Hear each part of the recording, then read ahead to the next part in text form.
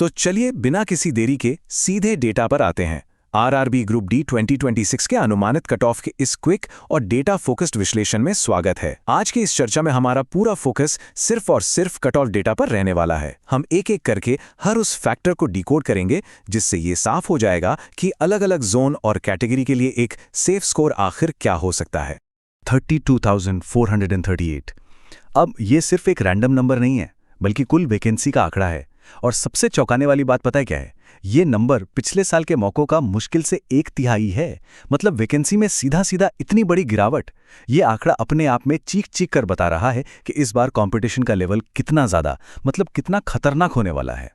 और इसी कम वैकेंसी का सीधा असर हमें इस डरावने आंकड़े में दिखता है, 194। जरा सोचिए, एक सिंगल सीट, सिर्फ एक सीट के लिए 194 उम्मीदवार आपस में भिड़ने वाले हैं। ये इनिशियल कंपटीशन का बिल्कुल रॉ डेटा है। यहीं से साफ हो जाता है कि इस बार एग्जाम के स्टेक कितने हाई हैं। खैर, आइए इस डेटा को थोड़ा और प्रैक्टिकली समझने की कोशिश करते हैं। देखिए, टोटल 1.08 करोड़ फॉर्म भरे गए हैं, जो सुनने में बहुत बड़ी संख्या लगती है, राइट? लेकिन एग्जाम देने वालों की असल अटेंडेंस हमेशा 45 से 50% के बीच ही सिमट कर रह जाती है।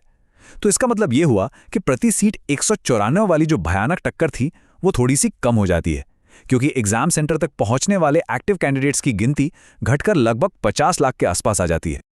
अब नॉर्मलाइजेशन के फैक्टर को बिल्कुल इग्नोर नहीं किया जा सकता। कट ऑफ तय करने में ये एक बहुत बड़ा गेम चेंजर है।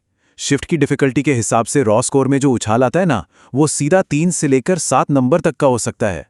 आसान शिफ्ट है तो 3 से 4 नंबर का फायदा, और अगर शिफ्ट मॉडरेट या हार्ड है तो 5 से 7 नंबर तक भी बढ़ सकते हैं।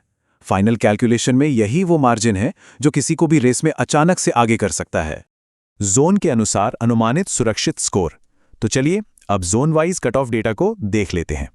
अगर हम अनरिजर्व्ड यानी यूआर और ओबीसी कैटेगरी के सेफ स्कोर्स को कंपेयर करें तो तस्वीर कुछ ऐसी बनती है। यूआर के लिए जो ग्रीन जोन है, यानी जो थोड़े आसान जोन माने जाते हैं, वहां 65 से 68 का रॉ स्कोर काफी सेफ लग रहा है। लेकिन जो रेड जोन है, जहां कंपटीशन एकदम पीक पर होता है, वहां यही स्कोर 68 से 73 के बीच जा सकता है। वहीं दूसरी तरफ ओबीसी कैटेगरी की बात करें तो ग्रीन जोन में 62 से 64 और रेड जोन में 67 से 70 के बीच का स्कोर पीईटी कॉल के लिए एक बेहतरीन और सुरक्षित रॉ स्कोर माना जा सकता है। अब आते हैं ईडब्ल्यूएस यानी इकोनॉमिकली वीकर सेक्शन पर। इसके लिए 65 नंबर का एक बेस लाइन स्कोर बिल्कुल जरूरी माना जा रहा है, और ये एक बहुत बड़ा शिफ्ट है। पहले क्या होता था कि इस कैटेगरी का कट ऑफ काफी नीचे चला जाता था, लेकिन अब ऐसा बिल्कुल नहीं है। अब ये भी एक बहुत ही ज्यादा कॉम्पिटिटिव दायरा बन चुका है। बिल्कुल यही ट्रेंड एससी कैटेगरी के कट ऑफ में भी देखने को मिल रहा है।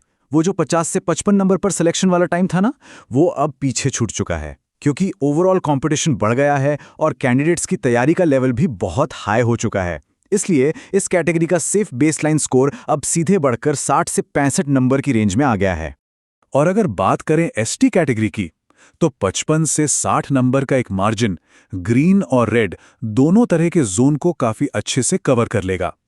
जो भी कैंडिडेट्स इस रेंज के अंदर अपना स्कोर सिक्योर कर लेते हैं, उनके लिए पीईटी यानी फिजिकल टेस्ट के दरवाजे बहुत आसानी से खुल जाने की उम्मीद है।